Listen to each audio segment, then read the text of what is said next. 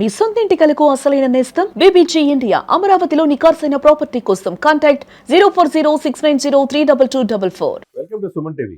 మన Shivshankar Varaprasad success meet జరిగింది. All time industry hit. అంటే ఇంతవరకు చలనచిత్ర చరిత్రలో ఎప్పుడు లేని విధంగా బాక్స్ ఆఫీస్ రికార్డు బాసు బద్దలు కొడుతుంది. మెగాస్టార్ చిరంజీవి గారు నిన్నటి వరకు వచ్చింది అందిన సమాచారం ప్రకారం 350 కోట్లు దాటిపోయింది. ఈ రోజు రేపట్లో 400 కోట్లు. అంటే ఇక మూడో వారం పూర్తయ్యే సమయానికి ఈ సినిమా 500 కోట్ల క్లబ్ లో చేరబోతుంది అనేది అక్షర సత్యం. ఇదే సుమన్ టీవీలో ఫస్ట్ రోజే రివ్యూ మనం చెప్పడం జరిగింది. ఏదైనా కానీ ఇండస్ట్రీలో మంచి రోజులు వచ్చినాయి. ఈ యొక్క success all time industry hit success లో చిరంజీవి గారు, ఒకవైపు వెంకటేష్ గారు రావడం జరిగింది. అదే విధంగా అతిథులుగా ప్రముఖ దర్శకుడు రాఘవేంద్రరావు గారితో పాటు వివి వినాయక్ గారు కూడా విచ్చేశారు. సరే, ఏదేమైనా కానీ ఈ యొక్క చలనచిత్ర చరిత్రలో ఇది మంచి రోజులుగా చూడాలి. చాలా రోజుల తర్వాత ఈ సక్సెస్ మీట్ ని పార్కైతులో నేను కూడా చూడటం జరిగింది స్వయంగా. ఎందుకంటే ఎంతో మంది చాలా దశాబ్దం పాటు మనం చూడాల. థియేటర్ల యాజమాన్యాలకి, డిస్ట్రిబ్యూటర్స్ కి, అందరికి కూడా స్వయంగా హీరో ఇద్దరు కూడా వెంకటేష్ గారు, చిరంజీవి గారు చేతుల మీదకి వాళ్ళకి షీల్డ్ ఇవ్వటం ఏంది కనులు విందుగా ఉందని చెప్పాలి. ఎందుకంటే థియేటర్లో ఆడితేనే వాళ్ళ రికార్డులు తెలుస్తూ ఉంటే, థియేటర్లు బాగుంటేనే జనం సినిమా థియేటర్లకు వెళ్తారు. అటువంటి థియేటర్ యాజమాన్యాలలో హ్యాపీగా ఫీల్ అయ్యారు. డిస్ట్రిబ్యూటర్స్ ఆ ఏరియానే తేడా లేకుండా ఉభయ తెలుగు రాష్ట్రాల నుంచి నైజాం, సీడెడ్, అందరూ కూడా వచ్చి కంప్లీట్ గా అందరికి కూడా షీల్డ్ ఇవ్వడం జరిగింది. ఎందుకంటే చాలా రోజుల తర్వాత ఈ పండుగ ఇలా చేసుకోవాలని స్వయంగా చిరంజీవి గారే చెప్పటం ఎప్పుడు లేని విధంగా చిరంజీవి గారు 7 పదుల వయసులో ఒక మహిళ, అయ్యా ఈ వయసులో కూడా ఎందుకు కష్టపడతావు అని చెప్పి ఆ మెసేజ్ చూసి ఆయన కూడా కళ్ళమ నీళ్ళు వచ్చినాయని చెప్పి చెప్పాడు. అదే సమయంలో నేను చివరి వరకు నేను ఉన్నంత వరకు ప్రేక్షకులు అలరిస్తాను. నాకు ఇంత అభిమానం, ఇంత స్టేటస్ వచ్చింది అభిమానుల వల్లే. కాబట్టి మిమ్మల్ని వినోదపరంగా కావచ్చు, సినిమాల రకంగా అన్ని రకాలుగా అలరిస్తూనే ఉంటాను, కష్టపడుతూనే ఉంటానని చిరంజీవి గారు చాలా గొప్పగా చెప్పాడు. అదేవిధంగా ఇండస్ట్రీలో నిర్మాతలు ఎలా ఉండాలి, ఏ విధంగా ఉండాలి, అద్దం లాంటిది ఇండస్ట్రీ, దాన్ని మనం ఎలా చూసుకుంటాం అలానే కనపడిద్ది అనే మాట నెక్స్ట్ లెవెల్గా మనం చెప్పుకోవాలి. చిన్న నటులు, బాల నటులు కూడా పిలిచి స్టేజ్ మీద పిలిచి వాళ్ళందరూ కూడా అభినందన తెలియజేశాడు. అదే సమయంలో ఆయన మాట్లాడిన మాట ప్రతి ఒక్కరికి, ఇండస్ట్రీకి, ఎందుకంటే ఇండస్ట్రీకి మంచి రోజు 24 క్రాఫ్ట్స్ బాగుంటేనే మనం బాగుంటాం అనే మాట చిరంజీవి గారి నోట వినపడటం అనేది చాలా గొప్ప విషయంగా మనం చెప్పవచ్చు. దీంతో పాటు అనిల్ రావుపూడి గారు ఆయనకి సర్ప్రైజ్ గిఫ్ట్ గా ఈ యొక్క సక్సెస్ మీటింగ్ ముందే ఇంటికి పిలిచి అదే డ్రెస్ లో ఉన్నాడు చూడండి.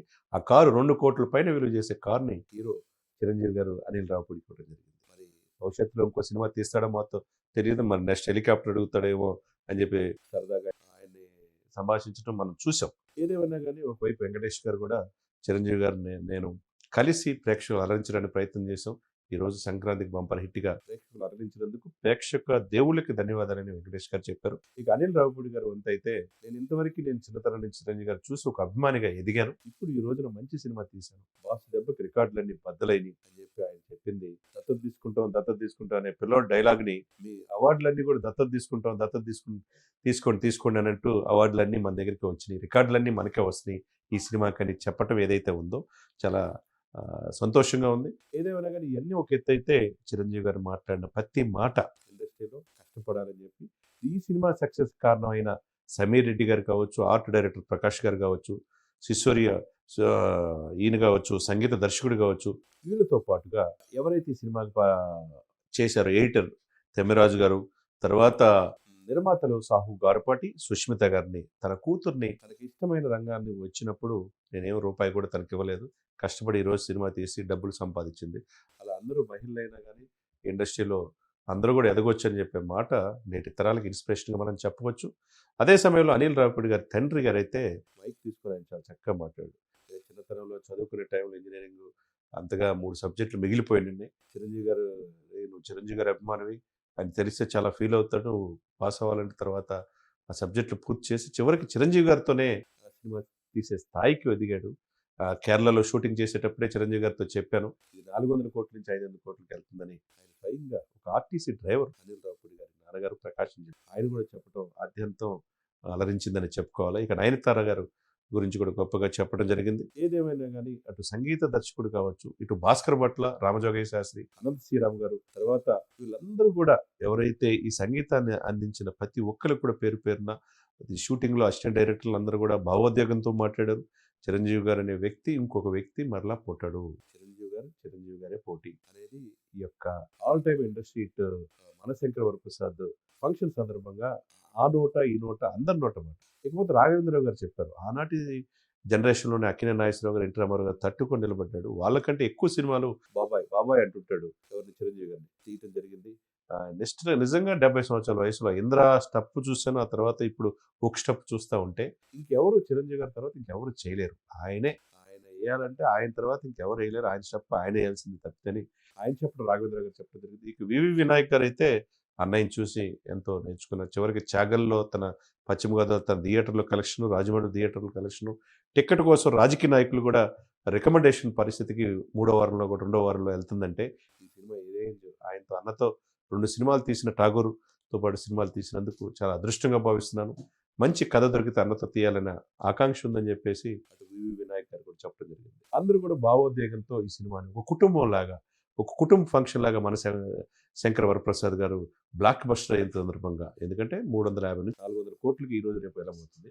ఆల్ టైమ్ రీజన్ సినిమాల్లో దీనికి మించింది లేదు అన్నట్టుగా చరిత్రలో నిలిచిపోయి చలనచిత్ర చరిత్రలో ఇటువంటి అంటే ప్రపంచ రికార్డులు కూడా ప్రపంచంలోనే 6వ సినిమాగా కూడా రికార్డులు చెప్తా ఉన్నాయి. ఓవర్సీస్‌లో నెక్స్ట్ లెవెల్ ఈ సినిమా వెళ్తుంది.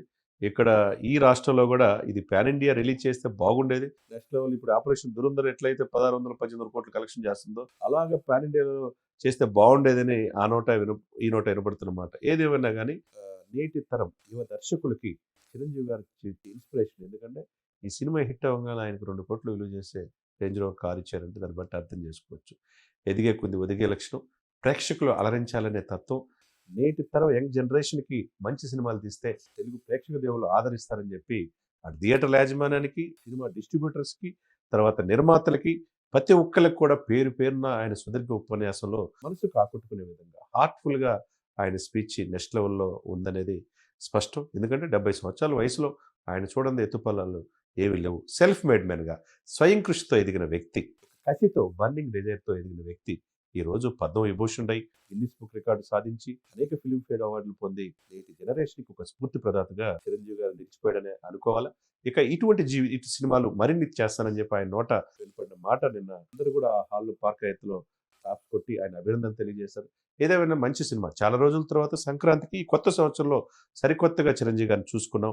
అటు వెంకీ గారు, చిరంజీవి గారు ఇద్దరి నటన అద్భుతం అని చెప్పేసి అందరూ చెప్పారు.